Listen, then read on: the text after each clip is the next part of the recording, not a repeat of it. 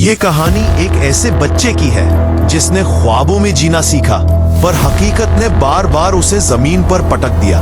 कल्पना कीजिए, आप 12 साल के हैं और रातों रात आप बादशाह बन जाते हैं, लेकिन अगले ही पल आप सब कुछ खो देते हैं। घर, विरासत, अपनी प्यारी मातृभूमि। सवाल ये है, क्या एक भटका हुआ राजकुमार जिसे बार बार धोखा मिला हो, वह इतिहास की सबसे बड़ी सल्तनत का संस्थापक बन सकता है? जी हाँ, ये कहानी है उस अदम्य आत्मा की। इसका नाम था ज़हीरुद्दीन मोहम्मद बाबर। बाबर जो तैमूर और चंगेज खान का वंशज था, फरगना में पैदा हुआ। उसकी रगों में दो महान विजेताओं का खून था, लेकिन विडंबना देखिए, ये महान खून ही उसकी सबसे बड़ी परेशानी बना। 12 की उम्र में गद्दी मिली, पर उसके चाचा और दुश्मन रिश्तेदार उज़्बेकों ने उसे चैन से बैठने नहीं दिया। बाबर ने समरकंद को जीतने का ख्वाब 3 बार देखा और तीनों बार वह टूटा।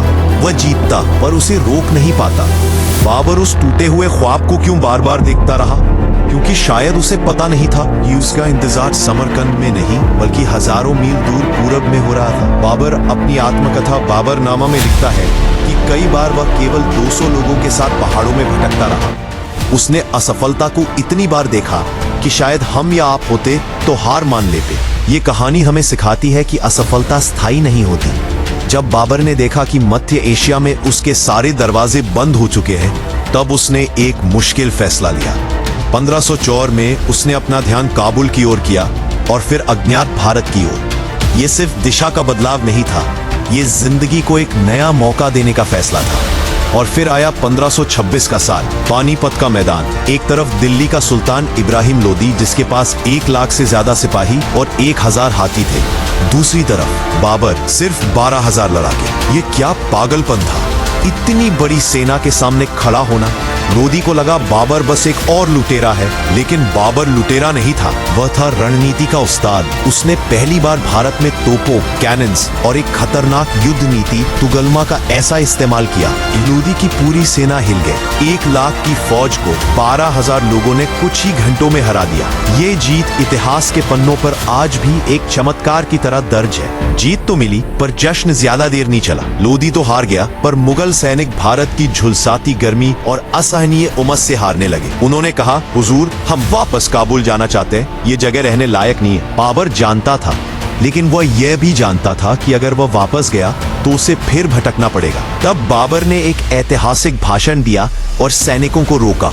उसने कहा, हमने ये जमीन सिर्फ लूटने के लिए नहीं जीती है, ये अब हमारा नया घर होगा। उसने अपनी इच्छा शक्ति से अपनी सेना की वापसी की उम्मीद को स्थायी सल्तनत की हकीकत में बदल दिया। असली खतरा अभी बाकी था। मेवाड़ के महाराणा राणा सांगा 1523 में खानवा के मैदान पर बाबर की सेना फिर डर गई। सांगा की ताकत ने उनका हौसला तोड़ दिया था। ये बाबर का सबसे बड़ा दर्द बिंदु था, अपने ही सैनिकों का डर। तब बाबर ने एक ऐसा फैसला लिया जिसने उसका जीवन बदल दिया। उसने अपने सैनिकों के सामने अपनी शराब की सारी बोतलें तोड़ दी। उसने शराब को हमेशा के लिए त्याग दिया। उसने कसम खाई कि वह यहाँ से या तो गाजी बनकर जाएगा या मारेगा। उसने अपनी सेना के डर को एक पवित्र उद्देश्य में बदल दिया। राणा सांगा को हराकर उसने मुगल सल्तनत की नींव को अमिट बना दिया। संघर्ष के बाद शांति आती है। बाबर केवल तलवार का धनी नहीं था, वह कलम का धनी भी था। उसका सबसे बड़ा परिवर्तन यह था कि उसने एक योद्धा से एक विद्वान और कला प्रेमी का रूप लिया। उसने भारत को फारसी वास्तुकला की पहचान चाहर बाग, चारों ओर से घिरे बाग दिए, और वह लिखता रहा। उसने अपनी मातृभाषा तुर्की में दुनिया की सबसे महान आत्मकथाओं में से एक बाबरनामा लिखी। यह हमें सिखाता है कि महान शासक सिर्फ जीतते नहीं, वे विरासत भी बनाते हैं। 1530 में केवल 47 साल की उम्र में यह महान संस्थापक इस दुनिया से चला गया। कहा जाता है कि उसने अपने बीमार बेटे हुमायूं की जान बचाने के लिए अपनी जान खुदा को सौंप दी थी।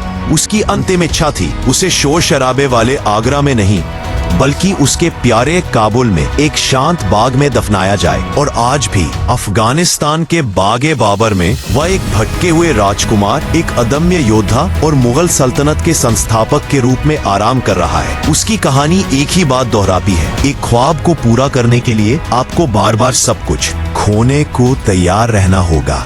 आपको वीडियो पसंद आई हो तो लाइक करें, शेयर करें और सब्सक्राइब करें।